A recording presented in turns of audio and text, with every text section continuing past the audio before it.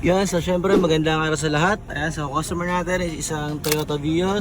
And ang magiging setup na ito is one projector headlight. Ito ko muna yung stock bago natin siya i-retrofit. Ayan, shout out kay Boss Ian. And ito yung stock na low beam. Low beam, ito naman yung high beam. Ayan, so mamaya check natin yung difference na light output ng S1 versus sa stock na light output ng Toyota Vios natin.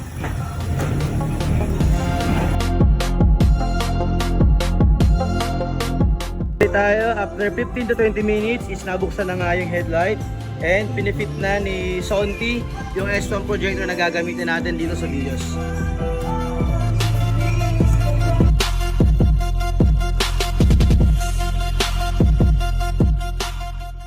Dito is na-fit na nga yung S1 projector headlights natin, pero hindi pa tapos yan guys kasi lalagyan pa natin siya ng shrouds para mas maganda tignan. And sa mga hindi nakakaalam, binubutasan namin yung ilalim ng assembly or binibitira namin para lumabas or sumingaw yung init na light output na binubuga ng projector natin dito sa assembly para iwas moist and para hindi rin po masunog yung reflector.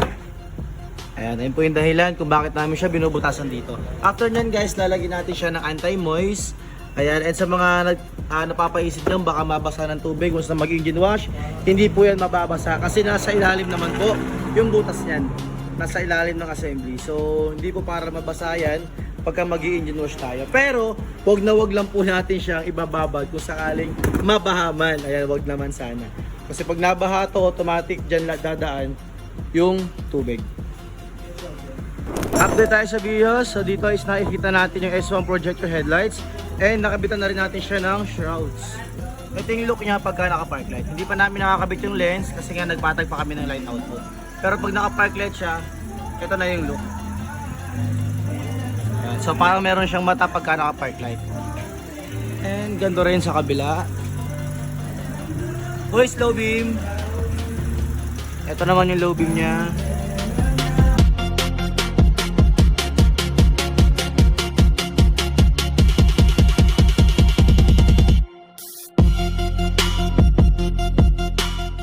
All goods na nga ang Vios natin. Sa ginagawa ni Sontay is kinakabit na lang yung mga dapat ikabit. Nangat na yung bumper, nalock na rin yung headlight. Mga clip na lang and yung grill. Pero ito na yung look nya. Naka-park light. Dito rin sa kabila.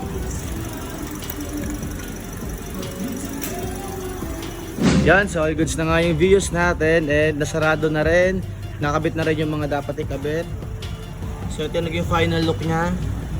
Naka-projector natin yan, S1, and naka-shield natin. And para bumagay sa chrome niya na reflector.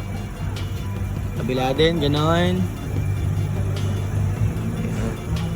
Eh, syempre bago i-release, final checklist. Park light! So, ito yung tsura niya pag naka-park light. Ayan. Low beam! Fog light! High beam! Signal, bila, hazard, wiper,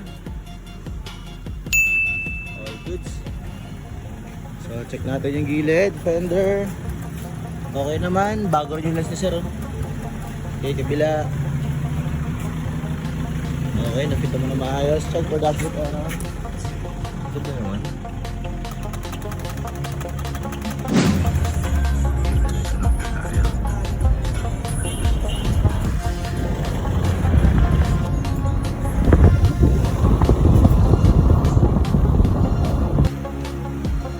Natin. Ayan, so wala.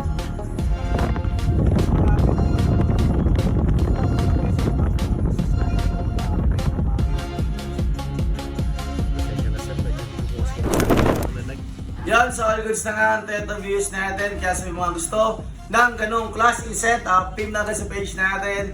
Crazy Mods Philippines, Crazy Mods La Union. Bye bye.